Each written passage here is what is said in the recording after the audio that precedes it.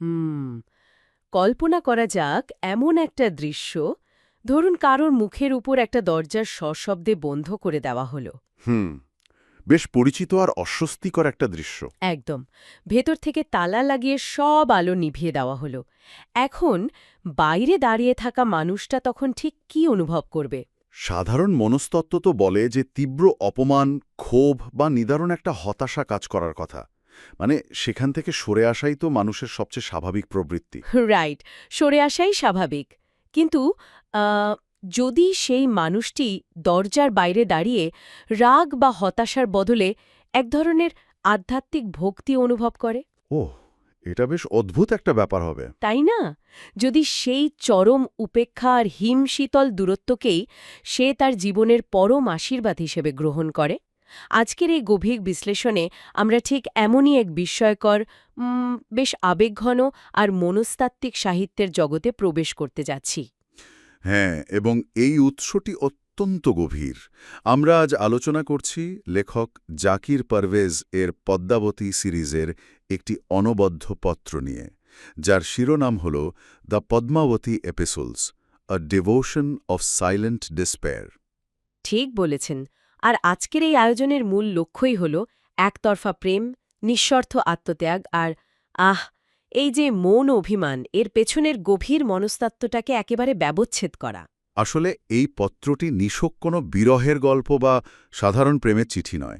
মানে এখানে সবচেয়ে কৌতূহলোদ্দীপক বিষয়টা হলো এটি প্রচলিত প্রেমের ধারণাকে পুরোপুরি চ্যালেঞ্জ করে। কিভাবে?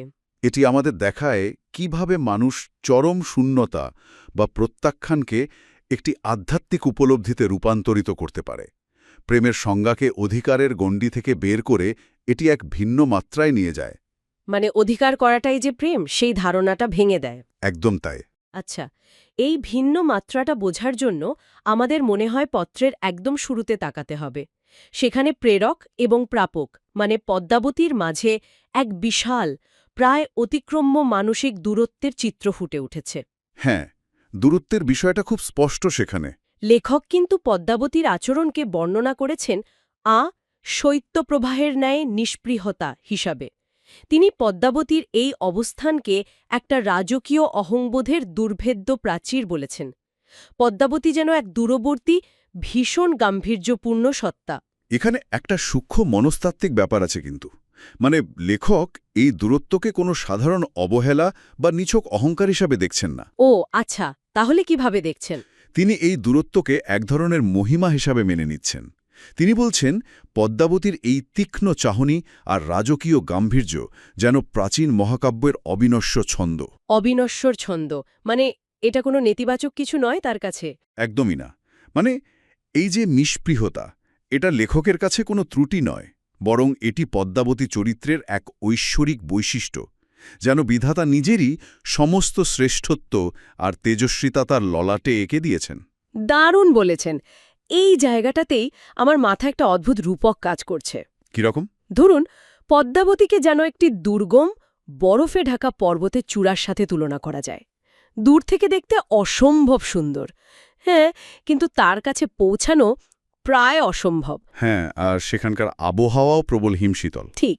এখন প্রশ্ন হল, একজন মানুষ যখন এমন তীব্রভাবে উপেক্ষিত হন, তখন তার তো সেই বরফের চূড়া থেকে দূরে সরে আসার কথা, তাই না? সাধারণ যুক্তিতে তো সেটাই বলে। কিন্তু এখানে লেখক কেন এই তীক্ষ্ণ চাহনি আর হিমশীতল গাম্ভীর্যের প্রতি আরও বেশি মুগ্ধ হচ্ছেন? এই অতিক্রম্য দূরত্ব কেন তাকে দূরে ঠেলে দেওয়ার বদলে চুম্বকের মতো আরও প্রবলভাবে আকর্ষণ করছে? এর পেছনের মনস্তত্ত্বটা আসলে বেশ গভীর। এই আকর্ষণটা বুঝতে হলে আমাদের মানব মনের স্কারসিটি বা দুষ্প্রাপ্যতার মনস্তত্ত্ব বুঝতে হবে। দুষ্প্রাপ্যতার মনস্তত্ত্ব ব্যাপারটা একটু বুঝিয়ে বলবেন? মানে মানুষ অনেক সময়ই অজেয় বা রহস্যময় বিষয়ের প্রতি তীব্র আকর্ষণ বোধ করে। যখন কোনো কিছু সহজে পাওয়া যায়, তখন তার মানবিক ত্রুটিগুলো আমাদের চোখে পড়ে। খুব সত্যি কথা। কিন্তু যখন কেউ নিজেকে সম্পূর্ণ ধরাছোঁয়ার বাইরে নিয়ে যায়, তখন সে আর সাধারণ রক্তমাংসের মানুষ থাকে না। পদ্মাবতীর এই দুর্ভেদ্য প্রাচীর আসলে তাকে সাধারণ মানুষের কাতার থেকে সরিয়ে এক দেবতুল্য আসনে বসিয়েছে। মানে দূরত্বটাই তাকে দেবতার আসনে বসাচ্ছে। রাইট। লেখকের কাছে পদ্মাবতীর এই মৌন আভিজাত্য কোনো ব্যক্তিগত অপমান নয়, বরং এটি একটি রাজকীয় বৈশিষ্ট্য। পর্বতশৃঙ্গ যত দুর্গম হয়, অভিযাত্রীর কাছে তার আকর্ষণ যেন ততটাই বেড়ে যায়। তার মানে এই দূরত্ব এখানে ভক্তির জন্ম দিচ্ছে, তাই তো? ঠিক তাই। অবজ্ঞাটায় এক ধরনের রহস্য তৈরি করছে, যা প্রেমিককে আরও গভীরভাবে আচ্ছন্ন করে তুলছে। কিন্তু পর্বতশৃঙ্গ যখন আক্ষরিক অর্থেই জয় করা অসম্ভব, তখন অভিযাত্রী কি করে? সে কি ফিরে আসে? এখানেই তো ব্যাপারটা সবচেয়ে চমকপ্রদ হয়ে ওঠে। কারণ এই দুর্ভেদ্য প্রাচীর ভাঙার চেষ্টা না করে, অথবা সেই বরফের চূড়া জয় করার বৃথা চেষ্টা না করে, প্রেমিক যে অদ্ভুত পথটি বেছে নেন তা হল সম্পূর্ণ আত্মসমর্পণ। হ্যাঁ, এক অভাবনীয় সিদ্ধান্ত। তিনি নিজের সমস্ত অহংকার বিসর্জন দিয়ে একজন নিঃস্ব প্রেমিকের বেশে দাঁড়ানোর সিদ্ধান্ত নেন। আত্মসমর্পণের এই ভাষাটি অত্যন্ত শক্তিশালী এবং একই সাথে মনস্তাত্ত্বিকভাবে বেশ জটিল। মানে লেখক পরিষ্কারভাবে বলছেন যে ভালোবাসায় একজনের নিঃশর্ত আত্মসমর্পণই তো অন্যজনের অস্তিত্বের পূর্ণতা। ওয়াও! একজনের আত্মসমর্পণ, অন্যজনের পূর্ণতা। একদম। তিনি পদ্মাবতীর দুর্ভেদ্য চিত্তের চরণে কেবল বিনয় আর অবারিত ভালোবাসার পুষ্পার্ঘ্য অর্পণ করতে চান। এখানে কোনো দাবি নেই, কোনো অধিকার ফলানোর চেষ্টা নেই। প্রেমের জাগতিক সমীকরণ থেকে তিনি নিজেকে পুরোপুরি সরিয়ে নিচ্ছেন। হ্যাঁ, কোনো গিভ অ্যান্ড টেক নেই এখানে। আর এই নিঃস্ব প্রেমিকের অনুভূতি বোঝাতে তিনি রবীন্দ্রনাথ ঠাকুরের সেই কালজয়ী পংক্তিগুলো ধৃত করেছেন, শুনতেও গায়ে কাটা দেয়। হ্যাঁ, ওই অংশটা সত্যি অনবদ্য। তোমারে করিয়াছি জীবনের ধ্রুবতারা, এ সমুদ্রে আর কভু হব নাকো পথারা। মানে এই অংশটা পড়ার পর আমার মনে হলো ব্যাপারটা অনেকটা এমন যেন এক নাবিক রাতের অন্ধকারে জেনে শুনেই একটি বাতিঘরের দিকে তার জাহাজ নিয়ে এগিয়ে যাচ্ছে। চমৎকার একটা উপমা। সমুদ্র উত্তাল, চারপাশ অন্ধকার। সে খুব ভালো করেই জানে যে সে কখনোই ওই আলো ছুঁতে পারবে না। বাতিঘরটা তার জন্য দরজা খুলবে না, ভেতরে উষ্ণতার কোনো সুযোগ নেই। কিন্তু আলোটা সে দেখতে পাচ্ছে। ঠিক ওই আলোটি তাকে আজীবন পথ দেখাবে। এখন আমার প্রশ্ন হল, রবীন্দ্রনাথের এই ধ্রুবতারা রূপকটি ব্যবহার করার মাধ্যমে লেখককে তার এই ব্যক্তিগত প্রেমকে পুরোপুরি একটি আধ্যাত্মিক ভক্তির পর্যায়ে উন্নীত করেছেন। অবশ্যই। কিন্তু ভালোবাসায় নিজের সত্তাকে এভাবে বিলীন করে দেওয়া, বাতিঘরের কাছে না পৌঁছাতে পেরেও শুধু আলোর দিকে তাকিয়ে জীবন কাটিয়ে দেওয়া, এটা কতটা যৌক্তিক বা মহৎ? বাতিঘরে এই উপমাটি এই পরিস্থিতির একদম নিখুঁত চিত্র তুলে ধরে। মানে বাতিঘরের ওই আলো নাবিককে অধিকার করতে হয় না, পকেটে পুড়ে নিতে হয় না, শুধু দূর থেকে দেখতে পেলেই তার পথের দিশা মেলে। অধিকার করার কোনো প্রয়োজন নেই। যৌক্তিকতার মাপকাঠিতে বিচার করলে নিজের সত্তাকে এভাবে বিলীন করে দেওয়াটা হয়তো জাগতিক দৃষ্টিতে আত্মঘাতী বা বোকামি মনে হতে পারে। কারণ জাগতিক প্রেম তো সবসময় একটা দেওয়া নেওয়ার সমীকরণে বিশ্বাস করে। একদম। কিন্তু মহত্বের দৃষ্টিকোণ থেকে দেখলে এটি হয়তো প্রেমের সর্বোচ্চ রূপ। এখানে ধ্রুবতারা কেবল একটি পথপ্রদর্শক নয়, এটি প্রেমের এক নিঃস্বার্থ ধ্যানের প্রতীক। লেখক তো মেনেই নিয়েছেন যে পদ্মাবতী দূরেই থাকবেন। হ্যাঁ, আর সেই দূরবর্তী অস্তিত্বই তার জীবনের একমাত্র চালিকা শক্তি। তিনি নিজের অহংকারকে শূন্যে নামিয়ে এনেছেন, কারণ পাত্র শূন্য না হলে তো তাতে ভক্তি ধারণ করা যায় না। দারুণ একটা কথা বলেছেন, পাত্র শূন্য না হলে ভক্তি ধারণ করা যায় না। কিন্তু এখানেই আমার একটা বিশাল খটকা লাগছে। খটকা? কিরকম? আমি একটু দ্বিমত পোষণ করতে চাই এখানে। এই যে আত্মসমর্পণ, এটা কি সত্যি পুরোপুরি নিষ্ক্রিয় বা অহংকারহীন? কেন মনে হচ্ছে এমনটা? কারণ চিঠির পরের অংশেই আমরা এক ধরনের সুপ্ত মনস্তাত্ত্বিক শক্তির দেখা পাই। লেখক বলছেন তার এই নিস্তব্ধতা বা মৌন অভিমান পদ্মাবতীকে সরাসরি কোনো আঘাত করবে না ঠিকই, কিন্তু এটি এক ধরনের আধ্যাত্মিক দহন তৈরি করবে। হ্যাঁ, আধ্যাত্মিক দহনের কথাটা তিনি বলেছেন। তিনি বলছেন যদি পদ্মাবতীর হৃদয়ে এক বিন্দু অনুরাগ অবশিষ্ট থাকে, তবে এই নিস্তব্ধতাই তাকে তিলে তিলে দহন করবে। এই জায়গাটিতে এসেই চিঠির মনস্তাত্ত্বিক গভীরতা সবচেয়ে বেশি ঘনীভূত হয়। মানে লেখক খুব স্পষ্টভাবে বলছেন এই অভিমান কোনো ধ্বংসাত্মক অনল নয়, বরং এক আধ্যাত্মিক দহন, যা কেবল সেই হৃদয়ে অনুভব করতে পারে যে হৃদয় ভালোবাসতে জানে। একদম। অর্থাৎ তিনি যদি সশব্দে প্রতিবাদ করতেন, চিৎকার করতেন বা ক্ষোভ প্রকাশ করতেন, তবে তা হতো ধ্বংসাত্মক। কিন্তু তিনি বেছে নিয়েছেন সকরুণ নিস্তব্ধতা। কিন্তু এই নিস্তব্ধতা তো আসলে এক ধরনের সুপ্ত মানসিক অস্ত্র। অস্ত্র বলছেন এটাকে? হ্যাঁ, মানে আপাতদৃষ্টিতে মনে হচ্ছে প্রেমিক শুধু আত্মত্যাগই করছেন, কিন্তু অবচেতনভাবে তিনি তো চাইছেন যে পদ্মাবতী দগ্ধ হোক। আচ্ছা, বুঝতে পারছি আপনার পয়েন্টটা। তাহলে এই নীরব দহন কি এক ধরনের মনস্তাত্ত্বিক চাপ সৃষ্টি করা নয়, যাকে পপ সাইকোলজিতে বলা হয় গিল্ট ট্রিপ দেওয়া? Guilt trip. হ্যাঁ, মানে একদিকে বলছেন ভালোবাসা পাওয়ার নাম নয়, বরং নিজেকে বিলিয়ে দেওয়ার এক পবিত্র যজ্ঞ, আবার অন্যদিকে বলছেন আমার নীরবতা তোমাকে তিলে তিলে পোড়াবে। এই বৈপরীত্যটাকে কিভাবে ব্যাখ্যা করবেন? এই দ্বন্দ্বটাই এই পত্রের সবচেয়ে আকর্ষণীয় দিক, তবে এটাকে ঠিক সস্তা গিল্ট ট্রিপ বলা যাবে না। তাহলে এটা কি? বরং এটি একতরফা প্রেমের এক করুণ অসহায়ত্ব। মানে ভেবে দেখুন, যখন একটি সম্পর্কে বা অনুরাগে মানুষের কাছে আর কোনো অধিকার থাকে না, দাবি জানানোর কোনো জায়গা থাকে না, তখন কি হয়? তখন শব্দগুলো মূল্যহীন হয়ে যায়। ঠিক, শব্দগুলো যখন মূল্যহীন হয়ে যায়, তখন তার নীরবতাই হয়ে ওঠে শেষ ভাষা। লেখক এখানে ইচ্ছাকৃতভাবে পদ্মাবতীকে কষ্ট দিতে চাইছেন না। তাহলে কি তিনি নিজের ভালোবাসার প্রমাণ দিতে চাইছেন? এক অর্থে হ্যাঁ, তিনি বিশ্বাস করতে চাইছেন যে তার এই অসীম প্রেমের একটা নিজস্ব ওজন আছে, একটা নিজস্ব মহাকর্ষ বল আছে। তার এই আধ্যাত্মিক দহন আসলে পদ্মাবতীর প্রতি কোনো প্রতিশোধ নয়, ও আচ্ছা। বরং এটি তার নিজের ভালোবাসার গভীরতারই এক নীরব প্রমাণ। তিনি আশা করছেন এই পবিত্র আগুনের উত্তাপ অন্তত পদ্মাবতীর অবচেতন মনকে স্পর্শ করবে।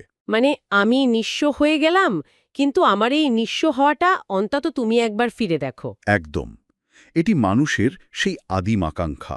অর্থাৎ এই যজ্ঞে প্রেমিক নিজেই আহুতি দিচ্ছেন আর বিশ্বাস করছেন সেই পবিত্র আগুনের উত্তাপটুকু অন্তত পদ্মাবতীর হৃদয় পর্যন্ত পৌঁছাবে। হ্যাঁ, ঠিক তাই। কিন্তু এই নিজেকে বিলিয়ে দেবার পর প্রেমিকের চূড়ান্ত গন্তব্য কি হয়? চিঠির শেষ ভাগে এসে আমরা দেখি তিনি পদ্মাবতীর অবজ্ঞাকেই পরম আশীর্বাদ হিসেবে মাথা পেতে নিচ্ছেন। চরম একটা পরিণতি। তিনি নিজের জন্য একটি যাযাবর পথিকের জীবন বেছে নিয়েছেন, যার একমাত্র কাজ হবে দূর থেকে পদ্মাবতীর মায়াবী স্মৃতির অতন্ত্র প্রহরী হয়ে থাকা। এই যে মায়াবী স্মৃতির অতন্দ্র প্রহরী হওয়ার ধারণাটি, এটি অধিকারবোধের কফিনে শেষ পেরেক ঠুকে যায়।